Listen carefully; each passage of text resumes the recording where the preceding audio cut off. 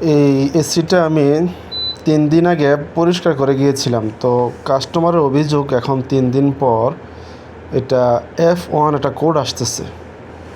তো কাস্টমারের যে অভিযোগটা সেটা হচ্ছে যে আমি 3 দিন আগে সেটা পরিষ্কার করতে আসার কারণে মূলত আমার হাতে এসিটা নষ্ট হয়েছে। তো এই দেখেন F1 একটা কোড আসতেছে। তো আমি এখন এটাকে খুললাম, খোলার পরে দেখলাম যে আসলে F1টা কেন আসে। এই দেখেন এখানে একটা সেন্সর আছে, রুম সেন্সর।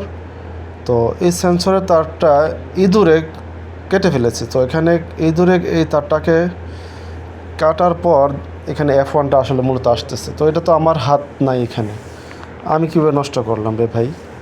তো আমি দেখতেছেন যে আমি এখানে এই সেন্সরটা ঠিকমতো লাগিয়ে দিলাম, ওর লগে একটা কন্ট্যাক্ট করলাম যে আমাকে এত টাকা দিতে হবে। এখন এটা লাগানোর পর দেখেন এখন আর F1 কোডটা আসতেছে না। আমি এখন এসিটাকে রান করব। এই দেখেন এসিটা এখন চলতেছে, এখন কিন্তু কোডটা চলে গেছে আমার। তো ও তো ঠিকই আমার উপর দোষ চাপাই দিল যে আমি খারাপ করছি এসি। তো কী আর করব।